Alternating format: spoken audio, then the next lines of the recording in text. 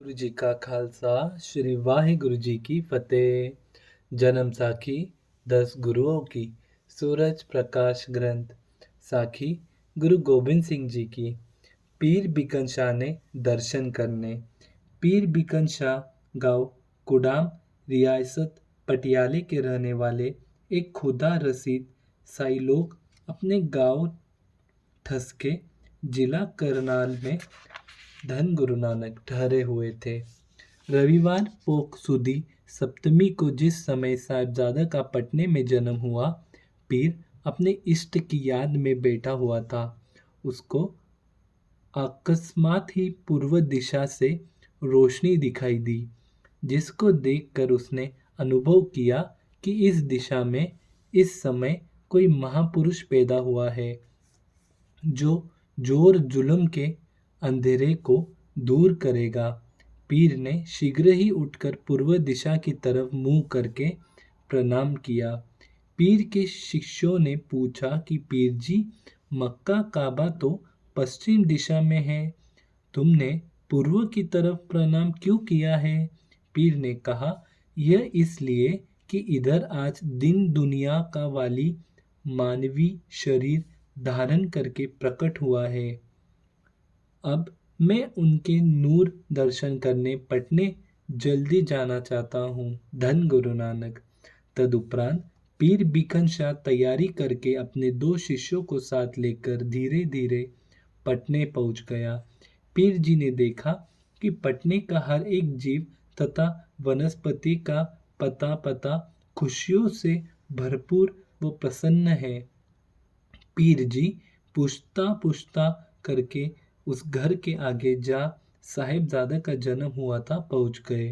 घर के दरवाजे के आगे पीर जी ने देखा कि सिख संगत की भीड़ लगी हुई है और हर एक अपनी खुशी प्रकट करने के लिए उत्सुक हो रहा है। धन गुरु नानक। पीर जी ने मामा कृपाल चंद जी को मिलकर प्रार्थना की कि हम बहुत दूर पंजाब प्रदेश से साहिबजादे के केवल दर्शन करने ही आए हैं, हमें दर्शन करा दो। जब मामा कृपाल चंद ने माता नानकी जी को जाकर यह बात बताई कि एक मुसलमान फकीर अपने 2 शिष्यों के साथ साहिबजादे के दर्शन करने पंजाब से आया है, तो माता जी ने मन में बहुत डर कर कहा कि बादशाह गुरु घर से विरोध रखता है। आगे श्री गुरु तेग बहादुर जी को उसने दिल्ली बुलाया था, तो उनका अपना वचन पूरा करने के लिए शीश देना पड़ा। धन गुरु नानक। यह पीर मुसलमान है, क्या पता किस बात के लिए यह आप आया है, या इसको किसी विरोधी ने साहिबजादे को कोई नुकसान पहुंचाने के लिए भेजा है। माता जी से विचार करके मामा कृपाल चंद ने बाहर आकर पीर को कहा कि साईं जी, जब तक इनके पिताजी इनके दर्शन न कर ले, तब तक किसी गैर आदमी को इनके माथे लगाना ठीक नहीं है। तुम कुछ महीने ठहर कर फिर आ जाना, तब तक इनके पिताजी भी आस धन गुरु नानक। तब तक इनके पिताजी भी आसमां से वापस आ जाएंगे। अब तुम्हें जिस चीज़ की ज़रूरत हो ले लो। परंतु पीर ने कहा, मुझे इनके दर्शनों के बिना किसी चीज़ का ज़रूरत नहीं है।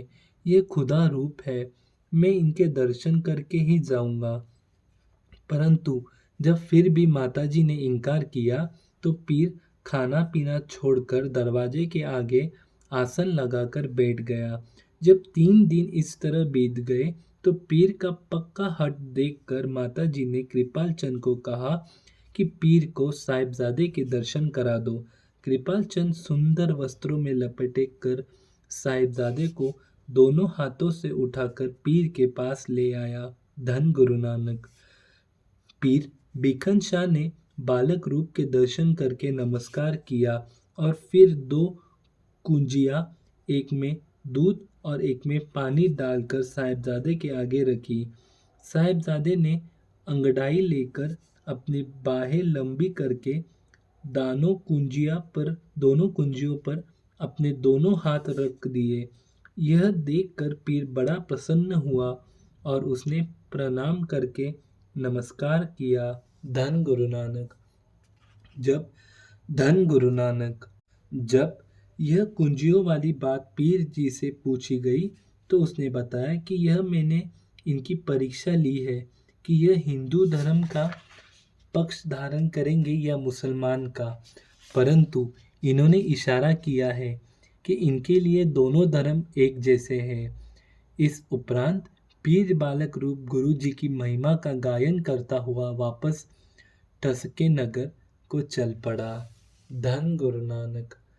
धन गुरु गोबिंद सिंह जी महाराज। वाहिगुरु जी का खालसा श्री वाहिगुरु जी की फतेह। धन गुरु नानक। धन गुरु नानक।